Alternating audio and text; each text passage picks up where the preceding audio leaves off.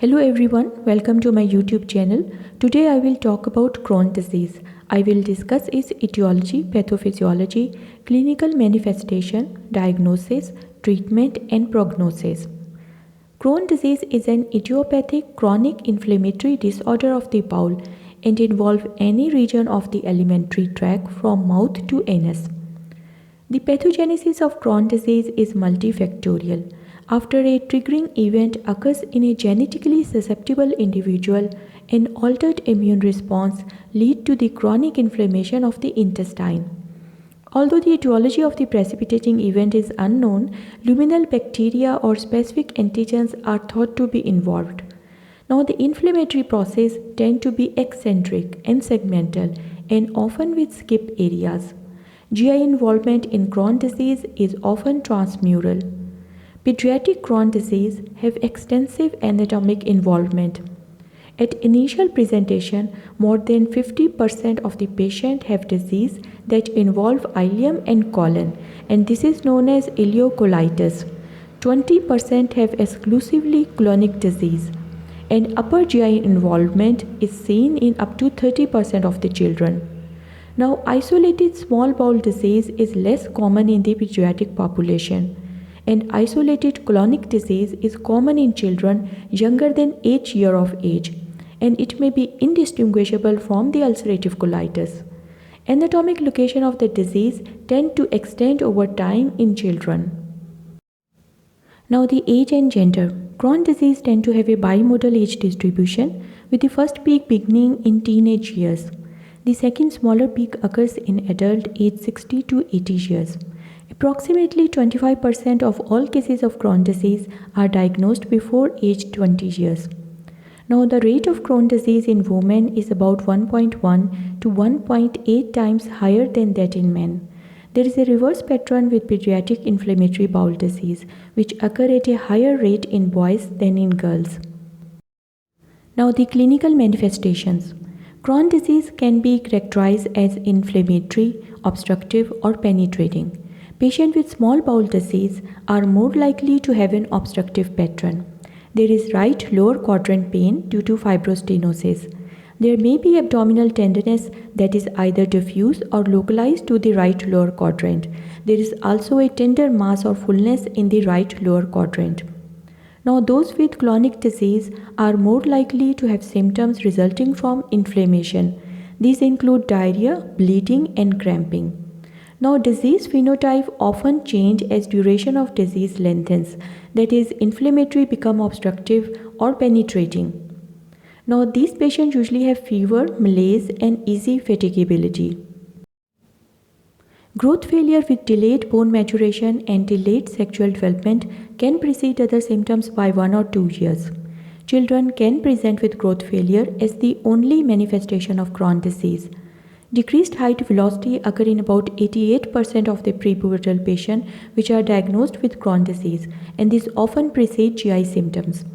Now, causes of growth failure include inadequate caloric intake, suboptimal absorption or excessive loss of nutrients, the effect of chronic inflammation on the bone metabolism, decreased appetite, and the use of corticosteroid during treatment. Now, primary or secondary amenorrhea and pubertal delay are also common. Perianal disease is common, which include tags, fistula, deep fissure, or abscesses. Gastric or duodenal involvement may be associated with recurrent vomiting and epigastric pain.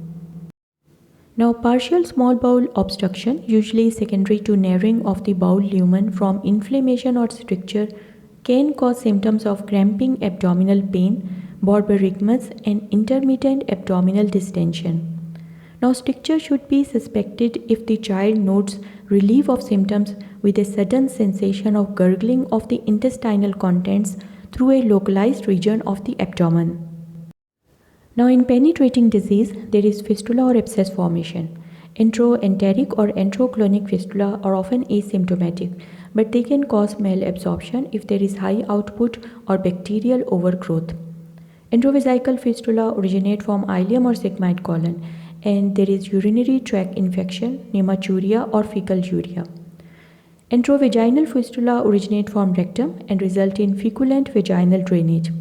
Intracutaneous fistula often are caused by prior surgical anastomosis with leakage. Now, intra-abdominal abscess may be associated with fever and pain, but might have relatively few symptoms. Hepatic or splenic abscess can occur with or without a local fistula. Anorectal abscesses often originate immediately above the anus at the crypts of Morgagni. Now, perianal abscess is usually painful, but perianal fistula produce fewer symptoms. Purulent drainage is commonly associated with perianal fistula.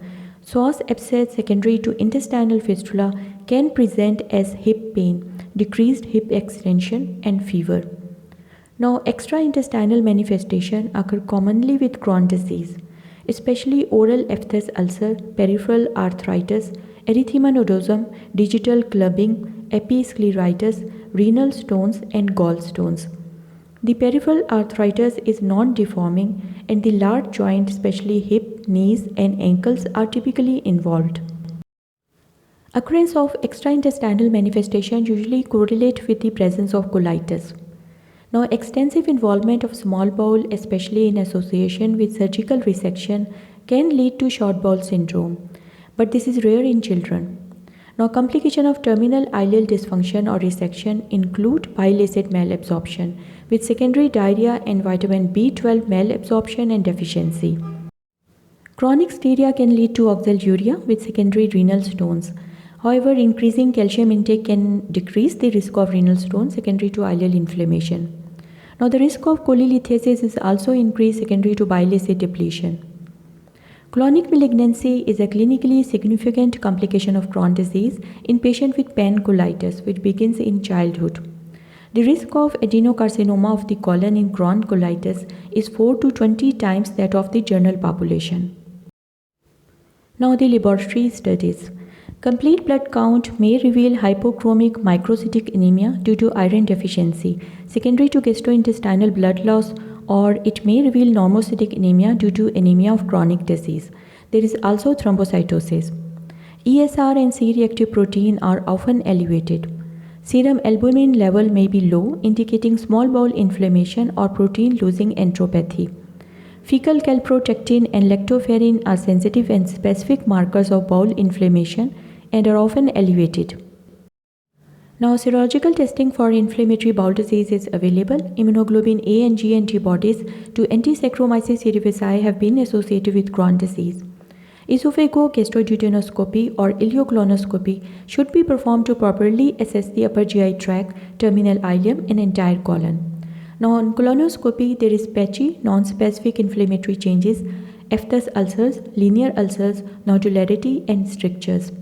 On biopsy, there may be non-specific chronic inflammatory changes, non-caseating granulomas, and transmural inflammation.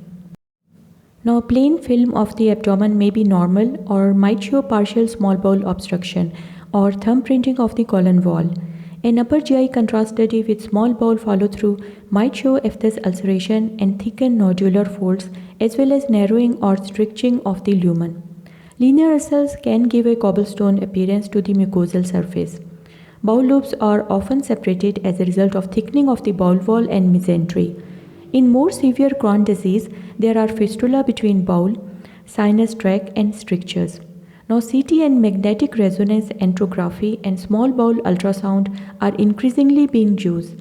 CT and MR enterography can also assess for extraluminal findings such as abscesses and phlegmons. MR of the pelvis is also useful for assessing extent of the perianal involvement. Video capsule endoscopy can reveal mucosal inflammation or ulceration of the small bowel that might not have been detected by the traditional imaging. But capsule endoscopy is contraindicated in the presence of stricturing disease. Now, the treatment. Crohn's disease cannot be cured by medical or surgical therapy. The aim of the treatment is to relieve symptoms, prevent complications, prevent relapse, and effect mucosal healing. Now, the medical management. First is the 5-amino salicylate. For mild terminal ileal disease or mild Crohn's disease of the colon, an initial trial of mesalamine may be attempted. Second is antibiotics. In this, metronidazole are used for infectious complications and are first-line therapy for perianal disease. Third is corticosteroids. These are given for acute exacerbation of pediatric Crohn's disease. Prednisone or budesonide can be used. Fourth is immunomodulators. Azathioprine or 6-mercaptopurine may be effective in some children who have poor response to prednisone or who are steroid dependent. Beneficial effect of these agents can be delayed for 3 to 4 months after starting therapy. The early use of these agents can decrease the cumulative prednisone dosage over the first 1 to 2 years of therapy. Now, methotrexate, another immunomodulator, is also effective in the treatment of active Crohn's disease. It is given once weekly by either subcutaneous or oral route. It has more rapid onset of action than azathioprine or 6-mercaptopurine, but folic acid is given along with this. Fifth is biologic therapy. This includes infliximab, which is a monoclonal antibody to tumor necrosis factor alpha. It is effective for the induction and maintenance of remission. It also causes mucosal healing in chronically active moderate to severe Crohn's disease and also cause healing of perianal fistula. Now, onset of action of infliximab is quite rapid, and it is initially given as 3 infusion over 6-week period, and this is followed by maintenance dosing beginning every 8 weeks. Side effects include infusion reaction, increased incidence of infection, especially reactivation of latent tuberculosis, increased risk of lymphoma, and development of autoantibodies. Now, a purified protein derivative test for tuberculosis should be done before starting infliximab. Another drug is adalimumab. It is a fully humanized monoclonal antibody against tumor necrosis factor. It is effective for the treatment of chronically active moderate to severe Crohn's disease. After a loading dose, this is typically given once every 2 weeks. Sixth is enteral nutritional therapy. Exclusive enteral nutritional therapy, in which all the patient calories are provided by formula, is an effective primary as well as adjunctive treatment. These formulas are often given by nasogastric or gastrostomy infusion, usually overnight. Now, providing 80 to 90% of calories by formula and allowing children some food intake is a good approach. High-calorie oral supplements should be offered to children whose weight gain is suboptimal. Now, the surgical treatment. Surgery is the treatment of choice for localized disease of the small bowel or colon which is unresponsive to medical treatment, or if there is bowel perforation, fibrous stricture with symptomatic partial small bowel obstruction or intractable bleeding. Now, intra-abdominal or liver abscess may be successfully treated by ultrasonographic or CT-guided catheter drainage and intravenous antibiotics. Open surgical drainage is necessary if this approach is not successful. Now, perianal abscess often require drainage unless it drains spontaneously. In general, perianal fistula should be managed by a combined medical and surgical approach. Often the surgeon places aceton through the fistula to keep the tract open and actively draining while medical therapy is given. However, a severely symptomatic perianal fistula should require fistulotomy. Surgical approach for the Crohn's disease is to remove as limited a length of bowel as possible. One approach to symptomatic small bowel stricture is strictureplasty. In this, the surgeon makes a longitudinal incision across the stricture, but then closes the incision with sutures in a transverse fashion. Now, diet and activity. To prevent intestinal obstruction, patients are advised to avoid food that is difficult to digest and rich in insoluble fiber, for example, uncooked vegetables, popcorn, seeds, and nuts. No other empiric dietary restrictions are recommended, though patients are generally advised to avoid any food that tend to exacerbate their disease. Last is the psychosocial support, which is an important component of the management of Crohn's disease. Now, the prognosis. Although Crohn's disease may have a sizable effect on the life of a child or adolescent, but with appropriate treatment and support, the prognosis is good, and the risk of fatal outcome is extremely low. Death from Crohn's disease is extremely rare in children and adolescents, but severe and complicated Crohn's disease may result in prolonged hospitalization, multiple surgical procedures, growth failure, malnutrition, pubertal delay, and poor quality of life. Thanks for watching. Please subscribe to my YouTube channel.